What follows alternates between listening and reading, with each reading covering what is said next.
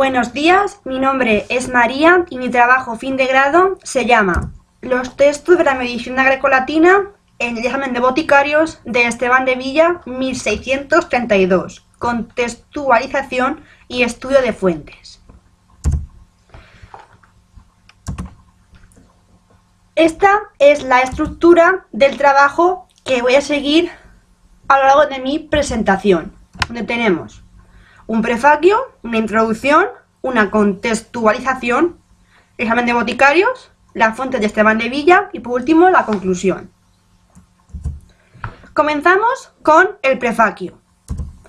Bueno, pues en este trabajo voy a intentar analizar y estudiar de una manera esencialmente filológica la obra que escribió Esteban de Villa, que se llama El examen de boticarios. Para ello voy a contextualizar este texto hablando de la medicina del siglo XVII y también abordaré sus antecedentes renacentistas y medievales. En ese sentido, veré el uso del vernáculo frente al latín en la obra y las fuentes que utiliza Esteban de Villa. Para ello, parto de una hipótesis que es la siguiente: comprobar que en un escrito médico del siglo XVII dedicado a boticarios sigue presente la tradición de la medicina grecolatina, que había sido impulsada por el humanismo médico del Renacimiento, y a pesar de que la idea más permanentemente repetida es que en el siglo XVII se produjo una ruptura con la tradición. Los objetivos que yo planteo para poder realizar este trabajo son: primero, contribuir a la recuperación de patrimonio escrito de la medicina europea. Segundo, realizar esa recuperación a través de la filología, con la idea de que la interpretación de este texto desde una perspectiva moderna y actual contribuye a la difusión de la sociedad. Tercero, constatar el desarrollo de la historia de la medicina europea y particularmente española. Por último, constatar cómo en la medicina de época moderna son inseparables la información doctrinal, la lingüística y la literaria. Ahora vamos a hablar del estado de la cuestión y para ello nos preguntamos dónde radica la importancia. Bueno, pues la gracia del trabajo está en que no se ha realizado ningún estudio global sobre esta obra que permita demostrar la asimilación del humanismo médico renacentista y de la medicina grecolatina en la práctica médica y farmacéutica del siglo XVII. Para realizar la metodología hemos combinado una serie de conocimientos que hemos adquirido a lo largo de nuestra titulación. Los pasos son los siguientes. Primero, recensión o recuperación de fuentes con acceso a bibliotecas y recursos online. Fuente primaria, es decir, la fuente que estoy trabajando, el texto. Fuente secundaria procedente de textos antiguos, de medicina antigua, de medicina medieval, renacentista. Y por último, fuentes de actualización científica, procedentes de bibliotecas, de recursos online, etc. Luego tendríamos lectura detenida del texto y anotación de aspectos relevantes. Elaboración del estudio con contextualización con otros géneros, manejo de recursos online, especialmente biblioteca digital Dioscórides, Views and Them, páginas web y por último obtención de conclusiones. Las dificultades que yo he tenido para poder realizar este trabajo han sido las siguientes: necesidad de adquirir un conocimiento completo de conceptos y de los autores de la medicina antigua, medieval, renacentista y del siglo XVII. Dificultad que supone que muchas de las obras están redactadas en griego o en latín o traducidas desde estas lenguas. Ausencia de estudios modernos de los autores de la medicina del siglo XVII que reúnan la perspectiva filológica con la científico-médica. Necesidad de adquirir una biblioteca especializada en el estudio de la medicina, terminología técnica de medicina y por último la búsqueda de los autores de los que habla el texto, el examen de boticarios. Pasamos ya al siguiente punto que vamos a tratar en nuestro trabajo, que es la introducción. donde hablaremos de una contextualización de la medicina del siglo XVII, ya que, bueno, mucho antes de que surgiera la medicina del siglo XVII estaba la medicina del siglo XVI, y gracias a ella tenemos influencias para que surgiera esta medicina. Se produce un fenómeno que es el de la revolución científica, que supuso una ruptura con la tradición. Y destacamos 3 periodos, que son, primero, el tercio de la centuria, donde tenemos un prolongamiento del siglo anterior, los 40 años centrales. Aquí empiezan a surgir nuevos elementos y destacamos a un autor que se llama Gaspar Bravo de Sobremonte. También surgen 3 aspectos importantes, que son el descubrimiento del microscopio, la circulación de la sangre con la obra de Motu Cordis de Harvey y por último el uso de la iatroquímica. Y ya, el último periodo, que es el último tercio del siglo XVII, destacamos a un autor que se llama Juan Bautista Fanini con su obra Discurso político y filosófico. Y como autores importantes tenemos en España, en Valencia, a 2, Cristóbal Martínez y Juan de Cabriada. Nos vamos con los antecedentes de la medicina, que son medievales y renacentistas. La medicina medieval, destacando a los géneros literarios, que son, el primero de ellos, las enciclopedias, con las etimologías que dedicó a la medicina en el libro IV. El compendio de obras similares, destacamos a Gualterio Angilón con su obra La Summa Medicinalis, los comentarios y glosarios, el comentario vagando a la glosa, y destacamos, por ejemplo, los comentarios de Galeno. Las concordancias son diccionarios alfabéticos y destacamos, como por ejemplo tenemos las concordantiae. Las conciliaciones. Hablamos de Pietro d'Abano con su obra Conciliator Controversarum quae inter philosophos et medicos vensantur.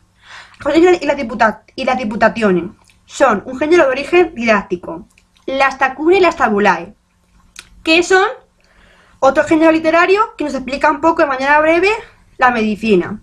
Los libros de los secretos tienen una literatura pseudocientífica y literaria.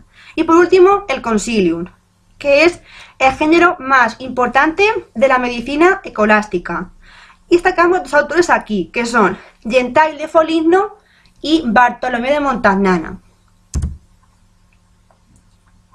Ahora hablamos de la medicina renacentista, donde aparece el humanismo médico.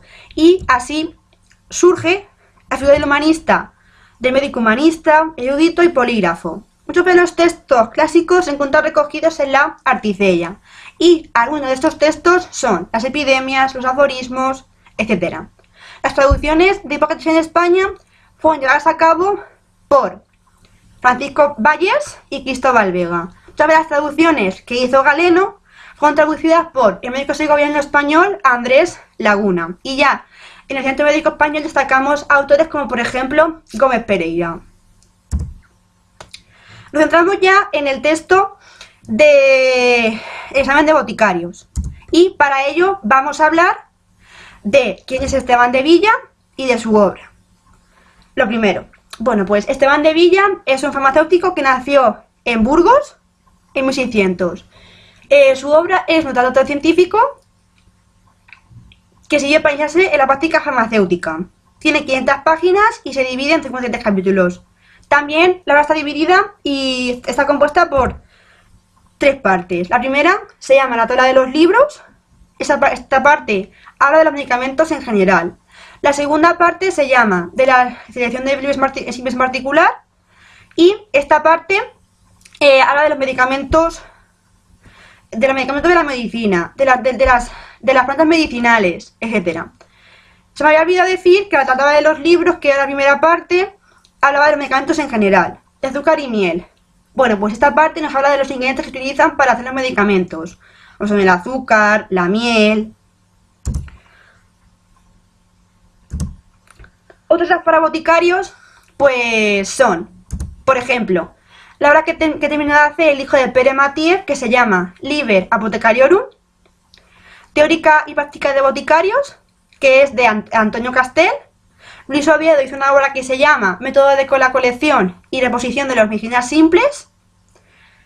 Y el Colegio Boticario de Barcelona hizo una obra que se llama Concordiae Apothecariorum Mastionesium, Zaragoza, Concordia, Civitatis Cesar Auguste. Y por último, la de Valencia, Oficina Medicamentorum. Pasamos a explicar el uso del vernáculo, el uso de la lengua latín vernáculo. Bueno, pues el latín sigue siendo la lengua que se hablaba en el siglo XVI, pero comienzan a aparecer los defensores del uso del castellano. Entre ellos destacamos a Francisco Arceo, a Asa Chacón, a Juan Fragoso con su obra Cirugía Universal y por último a Esteban de Villa, nuestro autor, ya que su obra se incluye aquí, porque estaba escrita en castellano. Las fuentes médicas de Esteban de Villa son griegas, con autores como Dioscórides con sus dos obras más importantes que son Los 5 libros de materia médica y De Venenis Animalibus. Galeno con su obra Corpus Galenicum Salenicum. Pablo de Gina con su obra Hipónema.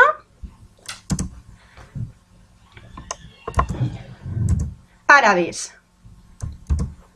Como tenemos Aliabas con su obra Quitacal Vinasina Antivillaya, Avicena con su obra Ronda Avicena Mediquina y Serapion con su obra Practica Juani Serapionis Aliter Briarum Non Cupata. Hizo un concepto que se llamó Unión Radicale. Continuamos hablando de las medievales latinas, donde destacamos a autores como Cristoforo del Gionesti, Proventa de Venenis, Bartolomé de Montagnana, Antidotarum de Valens Fatavanis y Montefático con su obra Opus Planetarum Medicinae. Y ya, para terminar con las fuentes médicas de influencia para Esteban de Villa, tenemos las renacentistas. Había muchas, entre ellas destacamos a Niccolò Leoncello, a Giovanni Manardi y a un autor muy importante, médico español, que se llama Andrés Laguna, con su obra Anatómica Methodus Pseudosectione Humani Corporis Contemplatio. Y ya para terminar, la conclusión. Bueno, pues en este trabajo hemos estudiado y abordado la obra que escribió Esteban de Villa y para ello hemos visto cómo ha ido evolucionando a lo largo de todas las épocas, tanto la medicina antigua, medieval, renacentista y siglo XVII, sobre todo con el uso del castellano. También hemos visto cómo muchos de sus escritos están redactados en diferentes lenguas, en latín, en griego, en árabe, y ha sido influencia para autores posteriores. Las fuentes que utiliza el autor son autores antiguos, medievales, árabes, renacentistas. Quizá por la principal novedad de este trabajo sea el uso del castellano, ya que aunque haya empezado a utilizarse en el siglo anterior, se generaliza cada vez más en el siglo XVII para la difusión de la medicina. Y esto es todo. Muchas gracias por su atención.